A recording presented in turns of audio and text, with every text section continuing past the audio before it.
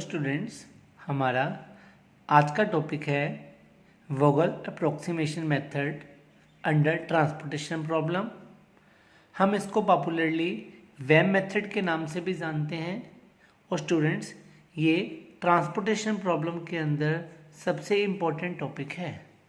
This is the most important topic under transportation problem. इसलिए video को last तक ज़रूर देखिएगा इस टॉपिक को अच्छे से समझने के लिए। आइए अब इसको समझने के लिए हम एक एग्जांपल करते हैं। हमारी एग्जांपल्स के फिगर के अंदर ABC 1 2 3 आपको ट्रांसपोर्टेशन कॉस्ट गिवन है, डिमांड गिवन है और सप्लाई गिवन है। और आपकी डिमांड और सप्लाई आपस के अंदर टैली कर रही है, मतलब प्रॉब्लम के अंदर डमी इंट्रोड्यूस करने की ज़रूरत नहीं है। वेम मेथड के अंदर आपको पेनल्टीज कैलकुलेट करनी पड़ती हैं। वो आपको पेनल्टीज निकालनी पड़ती हैं रो साइड एंड कॉलम साइड। और वो पेनल्टीज निकालने के लिए आपने क्या करना है, हर रो में से सबसे छोटा एलिमेंट चेक करना है। The least element is 5। फिर चेक करना है 5 से बड़ा एलिमेंट कौन सा है, दिस इज़ 7। और आपने 5 और 7 का डिफरेंस लेके ये पेनल्टी में लिख देना है। ऐसे ही नेक्स्ट केस में नेक्स्ट रो में सबसे छोटा एलिमेंट 1 है और उससे बड़ा एलिमेंट 5 है। 5 और 1 का डिफरेंस 4 ले लोगे। ऐसे ही नेक्स्ट 7 और 2 है, 7 और 2 और 7 का डिफरेंस ले लोगे 5। आपने रो साइड सारी पेनल्टीज कैलकुलेट कर ली हैं। नेक्स्ट आपने कॉलम साइड सारी पेनल्टीज निकालनी है। 1 and 7 6 आ जाएगा। इसके बाद आपका छोटा सबसे लीस्ट एलिमेंट 2 था और 5 3 आ जाएगा। ऐसे ही नेक्स्ट में 8 और 5 था, 3 आ जाएगा। स्टूडेंट्स, ये पेनल्टीज कैलकुलेट करने के बाद आपने ये सारी पेनल्टीज में से सबसे बड़े वाली पेनल्टी को सिलेक्ट करना है। द मोस्ट हाईएस्ट पेनल्टी 633 और 245 में आपका सबसे हाईएस्ट पेनल्टी 6 है। आपने ये 6 वाली पेनल्टी को सिलेक्ट कर लेना है। हाईएस्ट पेनल्टी को सिलेक्ट करोगे आप।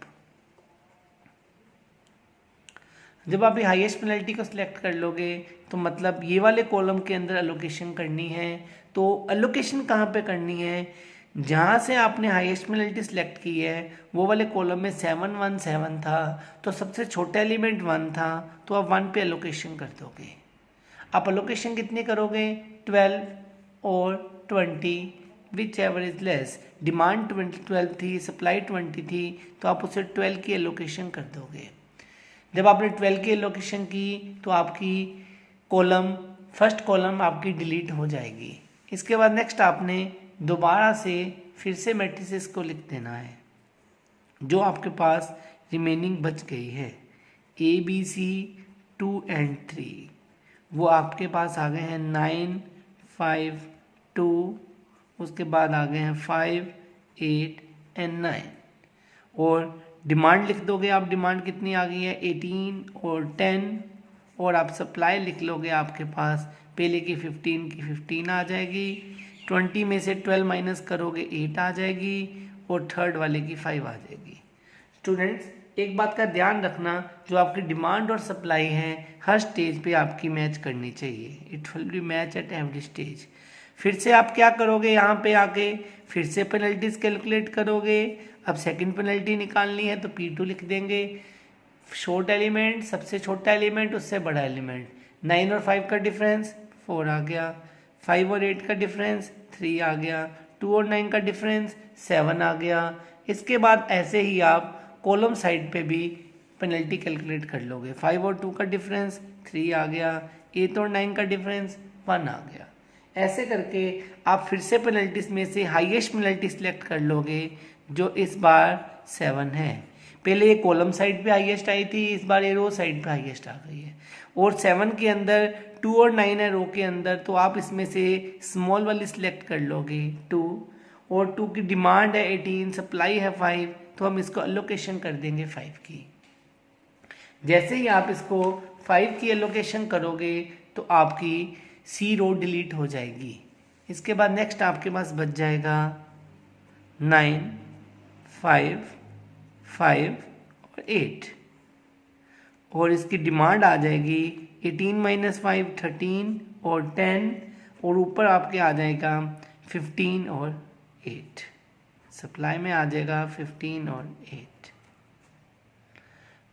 स्टूडेंट इसके बाद आपने फिर से इसकी पेनल्टीज कैलकुलेट करनी है। You need to calculate penalty 3।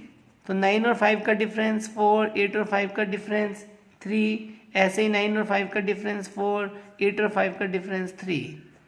तो इस बार जब आप हाईएस्ट एलिमेंट सेलेक्ट करोगे स्टूडेंट्स, तो वो आपका 4 आ रहा है, रो साइड पे भी आ रहा है, कॉलम साइड पे भी आ रहा है, दोनों तरफ से आप सिलेक्शन करोगे। अगर आप ये वाला 4 सेलेक्ट करोगे जो आपके रो साइड पे दिया हुआ था, जो आपकी रो साइड पे दिया था, तो इसमें आप 5 को लोकेशन करोगे 10 और 15 में से 10 की, 5 10 ज़ा 50। जब आप नीचे से लोकेशन करोगे तो 9 और 5 में से 5 को, 13 और 8 में से 8, 5 8 ज़ा 40। आप दोनों लोकेशंस को स्टूडेंट्स चेक करोगे और जहाँ पे आपकी कॉस्ट कम पड़ती होगी आप वहाँ पे एलोकेशन कर दोगे।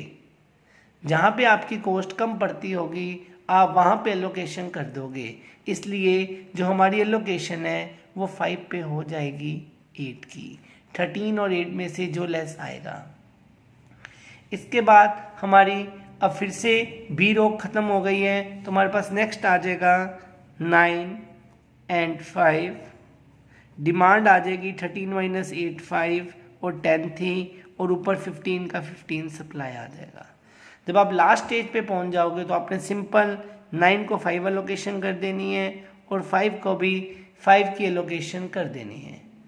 जब आप ये सारी 5 को 10 की एलोकेशन कर देनी है, नीचे 10 था तो 10 की एलोकेशन कर देनी है, 10 और 5 15, यहाँ 5 आ गया यहाँ 10 आ गया। तो इसके बाद आपने टोटल कॉस्ट कैलकुलेट कर लेनी है। टोटल कॉस्ट कैलकुलेट करने के लिए आपने जो जो भी एलोकेशन की थी उनसे मल्टीप्लाई कर दोगे। जैसे 1 × 12, सेकेंड पे फिर है 2 × 5, फिर है 5 × 8, फिर है 9 × 5 और फिर है 5 × 10। आप इन सबको मल्टीप्लाई करके इसकी टोटल कॉस्ट कैलकुलेट कर लोगे, जो आपका आंसर 157 आएगा। Student this is all about web method under transportation. Thank you.